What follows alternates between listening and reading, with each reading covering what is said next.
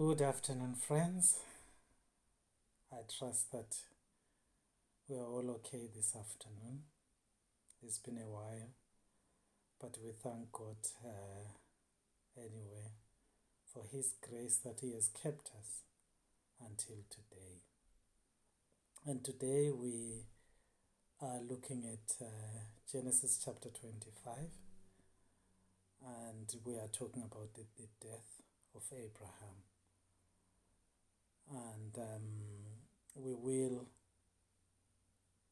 also look at Abraham's other son, Ishmael. And we'll do the first part this week, and God willing, next week we'll do the other part. Genesis 25 verse 1 says, Abraham had taken another wife whose name was Keturah. She bore him Zimran, Jokshan, Medan, Midian, Ishbak, and Shua. Jokshan was the father of Sheba and Dedan. The descendants of Dedan were the Ashurites, the Letushites, and the Lumites. The sons of Midian were Ephah, Ephri, Hanok, Abida, Elda. All these were descendants of Keturah. Abraham left everything he owned to Isaac, but while he was still living, he gave gifts to the sons of his concubines and sent them away from his son Isaac to the land of the east. So Abraham took another wife, and the wife's name was Keturah, and Keturah bore him children that are listed here, and even their descendants are also mentioned. And verse 5 talks about Abraham leaving everything to his son Isaac. And we also told about the sons of Abraham's concubines, which we have not heard about before, but we are told that he had concubines and he had sons with those concubines. He gave them gifts and sent them away to the land of the east. So they did not live with Isaac and the rest of the children from Keturah. They were sent away to the land of the east. And Abraham gave his children some gifts, the children of his concubines. And verse 7 says, Abraham lived 175 years. Then Abraham breathed his last and died at a good old age.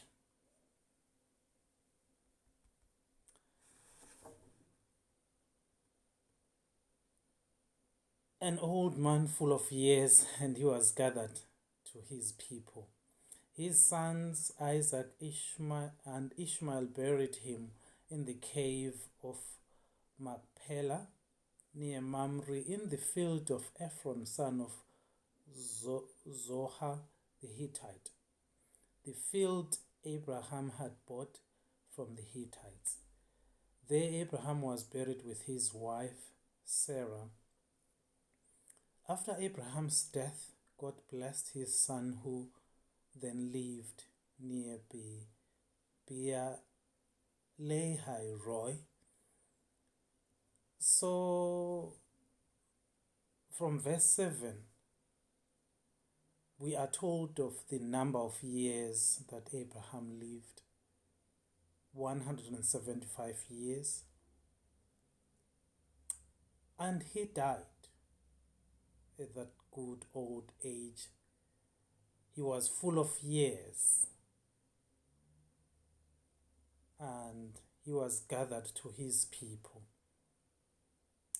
His sons, Isaac, from who was his son from his wife Sarah, and Sarah's maid son also Ishmael. They are the ones that buried him in this cave that he had bought from the Hittites.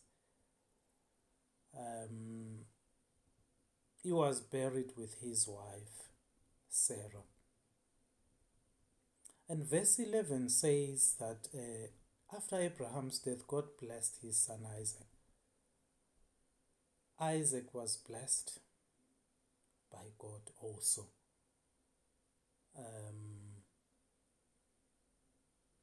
We are told about this in verse 11, and we are told that he lived in a place near Beer Lahai Roi. That's where he lived. And verse 12 talks about Ishmael's sons also. Verse 12 says, "This is the account of the family line of Abraham's son Ishmael, whom Sarah's slave Hagar the Egyptian bore to Abraham." These are the names of the sons of Ishmael listed in the order of their birth. Nebaioth, the firstborn of Ishmael, Kedar, Adbeel, Mibsam, Mishma, Duma, Massa, Hadad, Tima, Jetu, Naphish, Kedma. These were the sons of Ishmael, and these are the names of the 12 tribal rulers according to their settlements and camps. Ishmael lived 137 years. He breathed his last and died, and he was gathered to his people. So Ishmael had his own descendants as well. We know that Ishmael's mom was Hagar the Egyptian, who was actually Abraham's firstborn. And from verse 13 we are told about his sons. They are listed there. And even the tribal rulers are also listed there. And verse 17 says that he lived, that is Ishmael lived 137 years, and he also died and was buried. And verse 18 says his descendants settled in the area of Havilah to share near the eastern border of Egypt as you go toward Ashur, and they lived in hostility toward all the tribes related to them. So his descendants are settled in the area called Havilah near the eastern border with Egypt. And we are told that they lived in hostility to all the tribes that were related to them. They were not men and women of peace. They lived, in hostility toward those that were related to them. So they were people that loved fighting. They didn't want peace. They loved fighting. Unlike their father, Ishmael. We are not told of Ishmael being someone who was hostile, but we are told that they were hostile. I'm not sure where they got that from, because even Abraham, their grandfather, we don't hear of him being hostile, but they were hostile. We don't know where they got that from. So what do we learn from this part of the story of Abraham and his family? So the first part of this chapter begins with Abraham getting married again to Keturah and them having children. And even the descendants are mentioned there.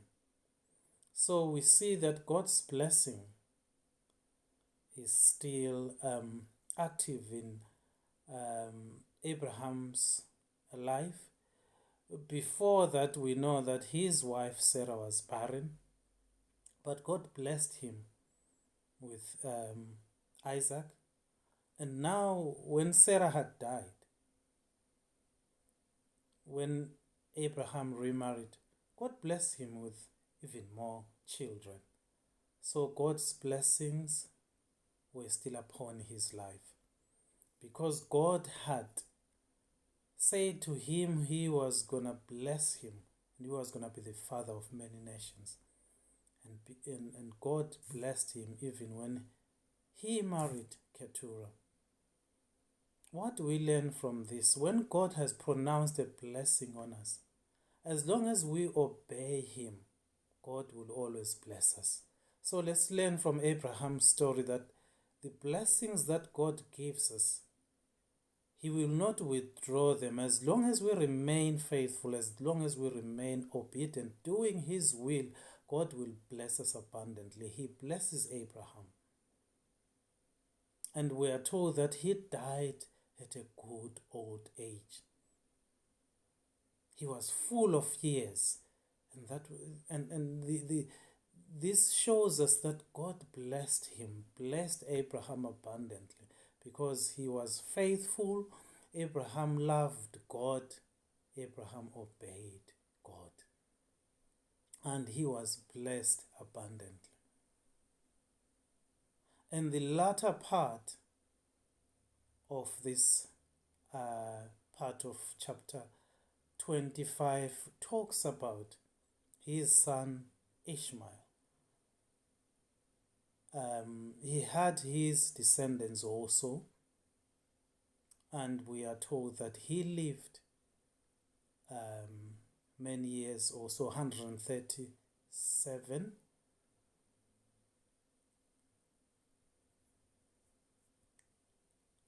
He lived 137 years, and also he died and also was buried.